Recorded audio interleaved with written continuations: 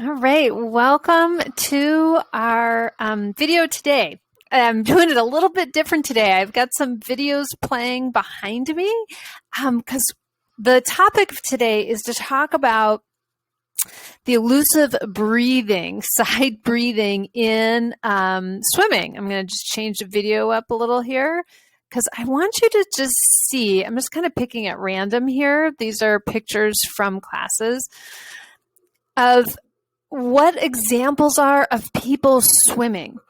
Because most of the time, typically, when you come to a swim class, they start you off with learning the front crawl. And we've been talking about this all this month. And you're trying to do the elusive side breathing. And what we've been talking about is that in order to learn how to do side breathing, in order to learn how to do front crawl, you have to know how to swim first. You have to know how to get air and rest easily. Air always has to be easy.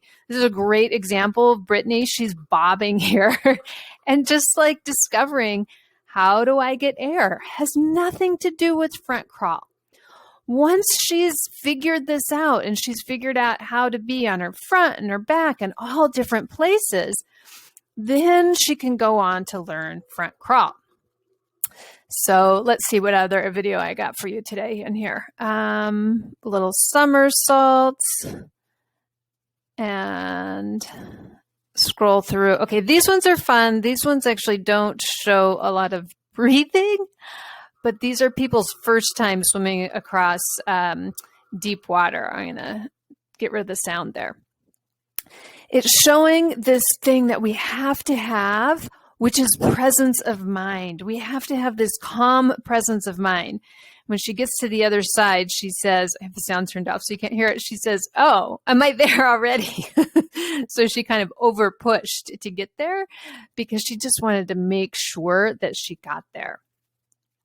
So this is all in our foundation. What we really have to know is we have to know how to be calm and how to get air easily.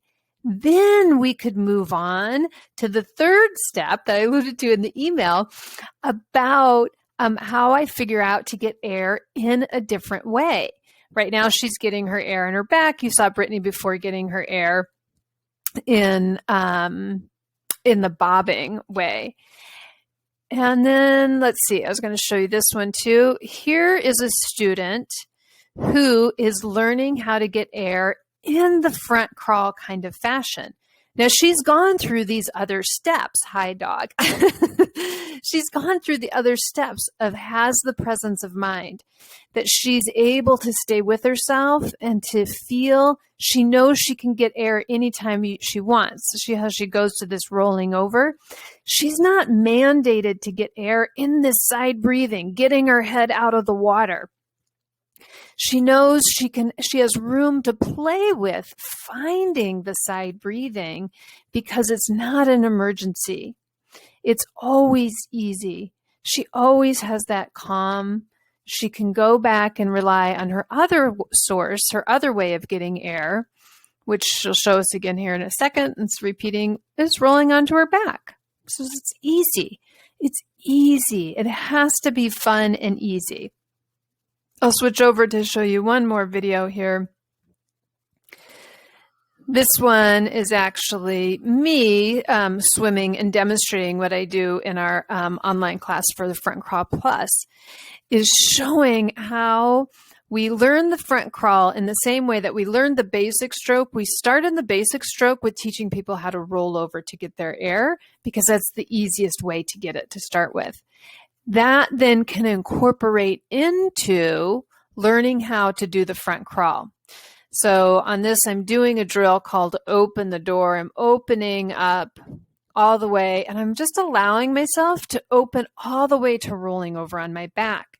The advantage of this is the beginning step in the front crawl sequence is I can maintain my swimming line. I'm not thinking in here, I need to turn to get my face out of the water. I'm just saying I'm going to roll over and I will feel when my face comes out of the water. Let's see, I actually don't want to go to the next one. Oh, but it's not going to let me. So I'll go ahead and pause this one. This is a different activity in here.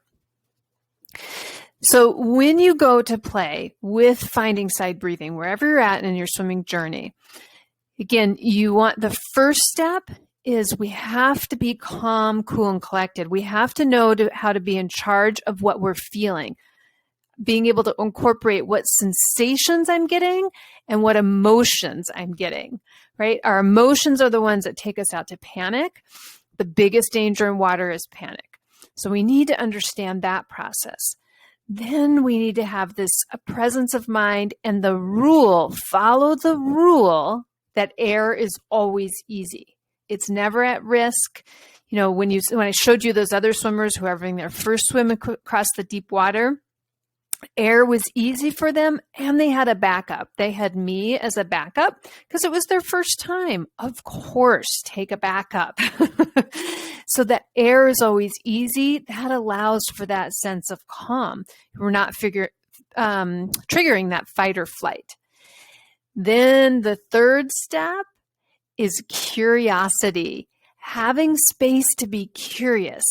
You saw that developmental swimmer in her front crawl. She's just spending time in there finding where is that side breathing space? Where is the space where my face comes out in a rolling over? If I'm thinking I have to lift my head out of the water, you're actually going to put your mouth more in the water. You know, if the water level's here and I lift my head, this is keeping my mouth under the water.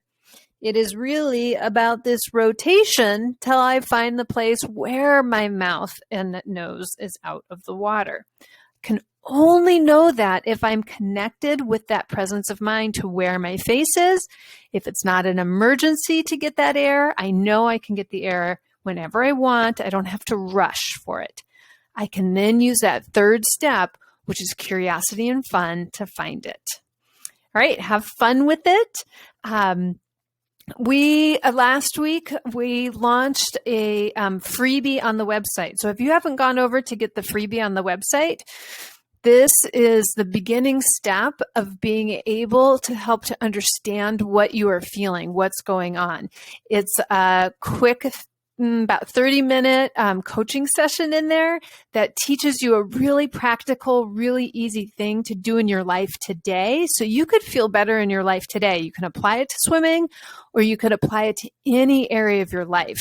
Because really what we do, we are life coaching in the water.